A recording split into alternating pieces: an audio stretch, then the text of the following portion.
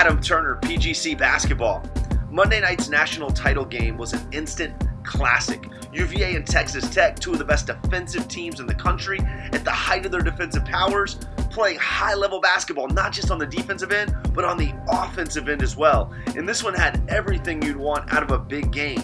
It had big shots. It had controversial calls. It had dramatic moments, and it was an overtime game, just the fourth OT championship game since 1963. Come think the game with us right now as we break down the big plays and the big moments and how it all went down in our national championship game breakdown.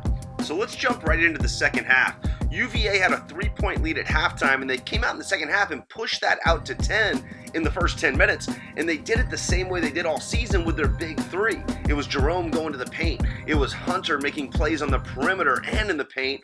And then as you see on this last play, it ends up being a Kyle Guy three. It's Ty Jerome going to the basket in a carbon copy of the last play of the game, where he drives, he engages defenders, and he does such a good job of not getting married, not letting the defenders fully commit to him, and he snaps that pass on a line to Guy in the corner, and now UVA's got a 10-point lead, and they're off to the races. But not so fast. A great team like Texas Tech isn't going to roll over and die, and they proved that.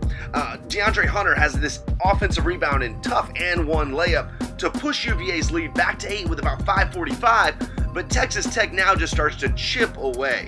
Starts with their defense, and their offense just starts making tough plays. Here, Edwards hits a tough pull-up in what's just a classic shot from this game where you had to make shots over hands if you were going to make shots with the defense being played. Here, you're going to see a key strategic decision Chris Beard made come into play, and that's to extreme help, even double off of Clark, who's an average shooter. And you see here, Texas Tech comes up with a turnover, and that's going to come into play in some big moments later in the game in terms of just Texas Tech's mindset doubling off Clark. After an empty Texas Tech offensive possession, they have another great defensive stand. They force a tough post shot over hands, and now this is a key possession with 4:25 left. They have a chance to cut it to one possession. Culver does a great job of kind of creating something out of nothing, and then Mooney just with a great circle cut to give him a little bit of daylight to get a shot off, and now it's a 3-point game. Texas Tech digs in and has an unbelievable defensive possession, and all UVA can find is a step-back three from Jerome. And then Texas Tech coming back, they go back to the well. What just worked, they want it to work again. They ISO Culver, their NBA prospect, at the top of the key, and after potentially a charge, he draws a help defender, dumps it off, and the and one and the free throw tie it up at 59. But let's go back and just take a look at that play one more time, because this was a game changer. Clark seems to beat him to the spot, and Culver looks like might have extended that right arm off a little bit to push off, but it was a no call, and we got a tie game 59 all with 3 minutes left. After trading a pair of free throws each, the score is 61 all. And right here, UVA seems to take command of the game on these next couple possessions. First, they run their elbow entry action to Hunter, and this is where they clear out the right side of the court, and he tries to get downhill to his right hand. It's actually really well scouted and well guarded by Texas Tech, and they force him into a tough pull-up, but he makes it. Texas Tech ends up having an empty possession, a missed three on their end, and UVA comes back, moving the basketball. Key drives to the baseline and makes a really special play under pressure. A lot of players in this situation would drive and force up a tough shot or even a contested pass, but Key takes an extra second, pivots out of pressure, what we at PGC call a poop, and that just gives his teammates all time, an extra second or two to move for him.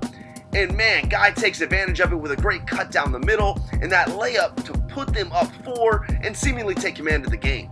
But like they did all night, Texas Tech answers right back. Great teams and players are opportunistic, and Texas Tech takes advantage of the opportunity here as Moretti steps on Jerome's foot, and that stumble backward is just enough to allow him to get off a clean look at 3 and cut it to 1. After trading great stops, Texas Tech ends up with an underneath out of bounds, and Culver just won't be stopped. He gets all the way to the bucket, which is something he wasn't able to do much on the night. Hunter held him to 5 of 22 shooting, and Culver took a lot of pull-ups at key moments in this game. But on this one, I love it. He drives to his right, and then he reads that the defense has put their chest on his line of attack, which means spin, right? And he spins off and gets a wide open layup with his left hand at the rim. And this sets up the biggest sequence of the game. After a tough floater that was missed by Ty Jerome, Texas Tech is fouled. They knock both free throws down, and now UVA finds themselves down 3, 22 seconds left. And this is what maybe is the play of the game right here. They run the same spread ball screen action they'd run all game. Jerome gets into the paint, and Texas Tech leaves the shooter open in the corner, and it's a tie ball game. Hunter knocks it down. But let's break this play down deeper. The thing you have to remember is players under pressure revert back to their dominant habits, and Texas Tech has some dominant defensive habits. So the first thing you see is a switched ball screen here, and they switch actually looking to take away the three-point shot with hands high. It's really well done. And now on Jerome's drive, which is going to happen, everybody else needs to stay home in this circumstance. Their habit is to rotate. It's what makes them so great defensively. But in this circumstance, you want to stay home. Let Jerome get the layup, get the ball back, and make it a free throw battle.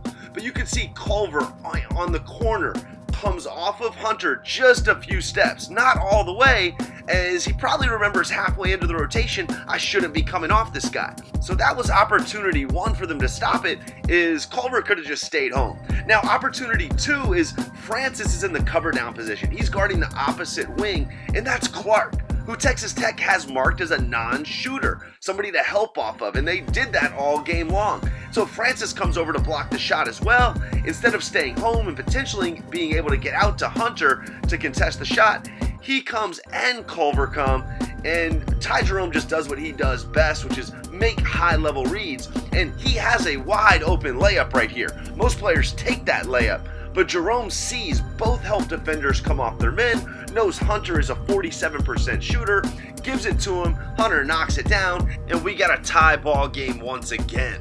So here we are, 10 seconds left, clock winding down, ball in your hands, the situation every kid dreams of, and Culver comes off the ball screen, gets a switch, and he'd had a lot of success late in the second half, driving to the basket, but he settles for a three. I would have loved to have seen him with 7-8 seconds left get downhill and make a play going to the basket. And he had this opportunity. DeAndre Hunter was locking him up all night, and all of a sudden, in the biggest moment, he gets Kyle Guy switched on to him, and there was just a chance for him to find a better shot. Unfortunately for UVA, they get the rebound with 3 seconds left, a chance to call a timeout and maybe draw something up, and there's just a miscommunication. As Guy goes to call a timeout, Hunter goes to pass him the basketball, and actually Texas Tech ends up with another opportunity with 1 second left to win this game. A lot of people thought Texas Tech should have ran something that maybe involved some screening action, and I don't necessarily disagree, but they don't. They go ISO in the corner to Culver, get it to your best player, let him make a play, and on the turnaround jump shot, UVA comes up with an awesome block. As we head into overtime, UVA got a quick 2-point lead, but Matt Mooney, much like he did against Michigan State, took command of the game with a jab step three, and then on this second move, he just showed unbelievable patience in the paint with 3-4 guys around him. He just waited to find an opening to hit a tough little fadeaway off of a jump stop, and that pushes the lead to 3. So UVA, with their backs against the wall one more time, who do they turn to? Well, they go to Kyle Guy, their hero from the Final Four game, and this is the first of 2 really controversial plays in overtime. Guy seemingly trips over his own man Diakite's foot, but the refs call a foul on Texas Tech, which gives Guy 2 free points as he takes advantage and knocks down both free throws. A great coaching matchup is like a chess game, with one coach making an adjustment and another coach reacting to that and making moves based on that adjustment. And I love this possession because it's the chess game at its absolute best. Chris Beard chooses to go into Texas Tech's zone just to throw UVA off rhythm. And you can actually see on this possession, Tony Bennett recognizes it on the sideline, points to exactly where he wants a screen set, and UVA is able to run a little pin down action to get Hunter a wide open 3 and completely take advantage of Texas Tech going into the zone. After trading stops once again, Ty Jerome misses this floater and the ball's knocked out, and Moretti tracks it down, and this is what for a lot of people becomes the defining moment of the game. DeAndre Hunter knocks this ball out of bounds, and the referees call it off of Moretti's pinky, which is probably the right call. It's an unfortunate call, but it's probably the right call. But people were up in arms because they thought there was a foul beforehand, and there may have been a touch foul there, but this doesn't get called a lot in the game of basketball. Another thing to keep in mind, and it's a big one, PGC basketball founder Dick DeVinzio used to always play with a specific rule. And that rule was if the ball gets knocked out of bounds, it goes to the defense. He said if you as an offensive player cannot control the basketball, if you get the ball deflected out of bounds or knocked out of bounds, you don't deserve it. And you should start to play like that. And for Texas Tech, that's the biggest thing here. And I would challenge players to think about this. In big moments of big games, there's going to be high-level defenders on the court, like DeAndre Hunter. Can you, just by the way you play, just by the way you position your body, just by the way you handle the rock, can you make sure the ball doesn't even get deflected out of bounds and you don't give the refs a chance to make that call? And UVA now up 2 with the ball has a chance to take the game again, and they go back to their bread and butter in this game, which was Ty Jerome creating.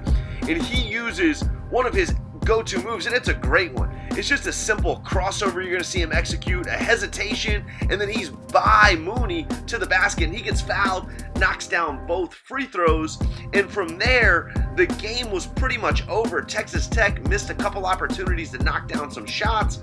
UVA finished out and knocked down their free throws down the stretch, which is huge in sealing a win. And then they got a big leak out dunk late, and UVA wins their first national championship game. And it was a big moment for Tony Bennett and the entire UVA program. If you dream of coaching or playing in a big game like this, it's going to take a big commitment. And PGC basketball is the place to go for players with big dreams and big commitments. If you want to learn how to take your leadership, your playmaking, and your ability to think the game to the next level, join us this summer at any of our PGC basketball sessions.